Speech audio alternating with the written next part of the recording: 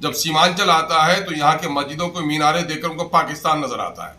यानी कि इस देश में अकलियत के लोगों को इज्जत के साथ जीने का हक। हमारे 4 लोगों को तोड़ा, इनकी पार्टी बड़ी बनी, गवर्नर ने इनको न्योता दिया, तो गोया MIM की लाश पर और सीमांचल के सहयोग से इनकी सरकार बनी है। जिनका इस देश में अपने धर्म का पालन और दूसरे के धर्म का आदर करना हमारा दायित्व है। जिनका इस देश में अपने धर्म का पालन और दूसरे के धर्म का आदर करना हमारा दायित्व है। और इस किस्म के माहौल को बिगाड़ने का बहुत प्रयास हो रहा है। पिछले दिनों में ये नॉन मुस्लिम नाम रखकर अपने गंजी में मोदी जी को गाली दिया और पकड़ा गया तो मुस्लिम नहीं था।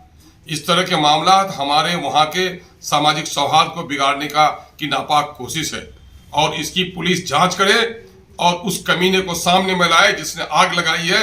उसने मंदिर में आग नहीं लगाई है बल्कि हमारी मोहब्बत के मंदिर में आग लगाई है। हम अपने मोहब्बत को निकलने नहीं देंगे। ये काम प्रशासन को करना चाहिए। सरकार चलाने का दावा, रूल ऑफ लॉ का दावा को झूठ कहलाता है और पूरे तौर पर अक़लियतों को खौफजदा किया जा रहा है। मामला ये है कि बीजेपी अक़लियतों पर इस तरह के हमले से खुश होती है ताकि उसके कॉमनर वोट मुत्तहिद हो जाए, लेकिन वो आए भी पिछले दिनों में उनके नेताओं का जहां भी दौरा होता है।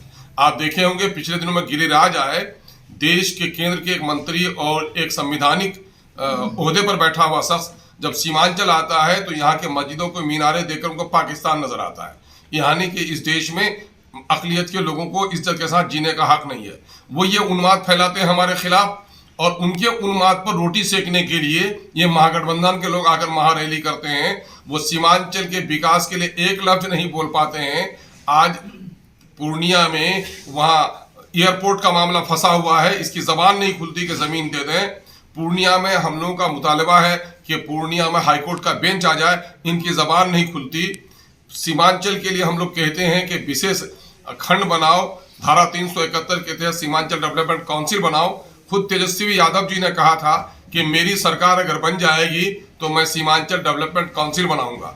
आज उनको वादा याद नहीं है, हम उनको वादा याद दिलाते हैं कि आज इनकी सरकार बनी भी है तो सीमांचल के मैंडेट को लेकर इसने बनाया। हमारे 4 लोगों को तोड़ा, इनकी पार्टी बड़ी बनी, गवर्नर ने इनको न्योता दिया, तो गोया MIM की लाश पर और सीमांचल के सहयोग से इनकी सरकार बनी है।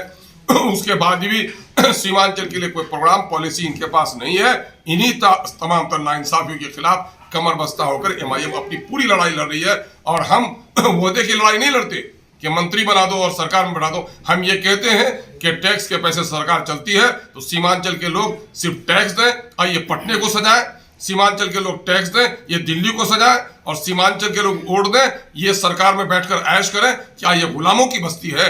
उसी इंसाफ की लड़ाई लड़ने के लिए हम पूरे तौर पर जन जागरूकता का अभियान चला रहे हैं और अभी आपको हम सूचना भी दे रहे हैं कि इन लोगों ने रैली की, इसका कोई मकसद नहीं था। अमित शाह जैसा जिम्मेदार केंद्रीय मंत्री आता है, एक शब्द सीमांचल की बदहाली पर नहीं बोल पाता और ये महागठबंधन के महापुरुष लोग आते हैं और एक शब्द सीमांचल की बदहाली पर नहीं बोल पाते हैं। इन्हीं तमाम तर गलत इनकी पॉलिसियों के खिलाफ दिनांक 18 और 19 को सीमांचल के दौरे पर बैरिस्टर असदुद्दीन अवैसी आ रहे हैं और उनके दौरे का नाम है सीमांचल अधिकार यात्रा के सीमांचल का अधिकार दो। हम उसके लिए एक जन जागरण का माहौल अपना पैदा कर